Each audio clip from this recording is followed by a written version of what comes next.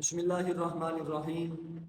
اللہ تعالیٰ کا بے حد شکر ہے کہ اس نے ہمیں ایک نہایت ہی اہم اور حساس ترین موضوع پر گفتگو کرنے کی توفیق عطا فرمائی۔ میرے پیارے طلباء کرام اور چینل کے جتنے بھی ناظرین ہیں، آج سے ہم ایک نئے علمی سلسلے کا آغاز کر رہے ہیں جس کا عنوان ہے فتنہ انکار حدیث، ایک تحقیقی جائزہ۔ یہ کوئی عام موضوع نہیں ہے بلکہ اسلام کی بنیادوں سے تعلق رکھنے والا ایک اہم ترین مسئلہ ہے۔ اگر کوئی شخص اس موضوع کو صحیح طور پر سمجھ لے تو وہ بہت سارے فکری فتنوں سے محفوظ رہ سکتا ہے، اور اس کے برعکس اگر اس میں کوئی غلط فہمی پیدا ہو جائے تو انسان قرآن کریم کو بھی صحیح معنوں میں سمجھنے سے محروم ہو جاتا ہے۔ پیارے دوستو، ہم نے یہ موضوع کیوں منتخب کیا؟ ہم نے یہ موضوع کیوں منتخب کیا؟ ناظرین کرام، اس کی وجہ یہ ہے کہ آج ہم جس دور میں رہ رہے ہیں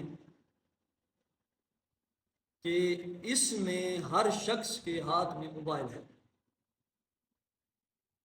اور ہر لمحہ ہزاروں ویڈیوز، پوسٹ اور شارٹ کلپس ہمارے سامنے آتے رہتے ہیں، اور جن میں بہت ساری مفید باتیں بھی ہوتی ہیں، لیکن کچھ گفتگو ایسی بھی ہوتی ہے جو بظاہر قرآن کی دعوت تو دیتی ہے مگر آہستہ آہستہ وہ سنت رسول کی اہمیت کو کم کرنے کی کوشش کرتی ہے۔ کبھی کہا جاتا ہے کہ ہمیں صرف قرآن کافی ہے، کبھی کہا جاتا ہے کہ حدیث تو بعد میں لکھی گئی اس لیے اس پر اعتماد نہیں کیا جا سکتا، اور کبھی یہ شبہ پیدا کیا جاتا ہے کہ ہر شخص خود قرآن پڑھ سکتا ہے اور اس کو سمجھ سکتا ہے، اور سمجھنے کے لیے حدیث کی ضرورت نہیں ہے۔ یہ سوالات ایسے ہیں جن کے علمی جواب جاننا ہر مسلمان پر لازم ہے اور بہت ضروری ہے۔ ہمارا مقصد کسی کی دل آزاری نہیں، کسی کے ساتھ جھگڑا نہیں، بلکہ قرآن، سنت اور اہل علم کی روشنی میں اس مسئلے کو سمجھنا ہے۔ ہمارا طریقہ کار کیا ہوگا؟ اس پوری سیریز کو چلانے کا ایپیسوڈ کے طور پر ہم چلائیں گے، قسط وار کے طور پر ہم اس کو چلائیں گے، تو ہمارا طریقہ کار کیا ہوگا؟ ہمارا طریقہ کار اس پوری سیریز میں یہ ہوگا، ہم چند اصولوں کی پابندی کریں گے۔ نمبر 1، سب سے پہلے قرآن کریم سے بات کریں گے۔ نمبر 2، پھر صحیح احادیث سے رہنمائی لیں گے۔ نمبر 3، پھر صحابہ کرام کے فہم و اجماع کو دیکھیں گے۔ نمبر 4، ائمہ محدثین اور فقہاء کے اقوال کا جائزہ لیں گے۔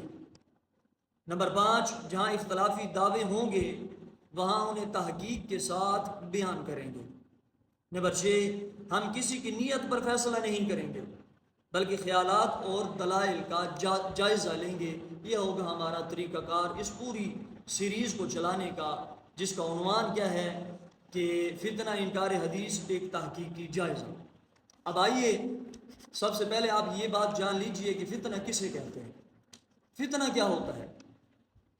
فتنہ کہتے کسے ہیں؟ قرآن کریم میں فتنہ کا لفظ کئی معانی میں استعمال ہوا ہے، بیان ہوا ہے، جیسا کہ آزمائش، امتحان، گمراہی یا ایسا معاملہ جو لوگوں کو حق سے دور کر دے۔ یہ قرآن کریم میں استعمال ہوا ہے۔ اب اس کا مفہوم کیا ہے فتنے؟ جب کوئی نظریہ لوگوں کو دین کی بنیادی تعلیمات سے ہٹانے لگے، جب کوئی نظریہ لوگوں کو دین کی بنیادی معلومات سے ہٹانے لگے، شکوک پیدا کرے یا امت میں انتشار کا باعث بنے، تو اہل علم اسے فتنہ کہتے ہیں۔ اہل علم اسے فتنہ کہتے ہیں۔ اسی پس منظر میں انکار حدیث کو فکری فتنہ کہا جاتا ہے۔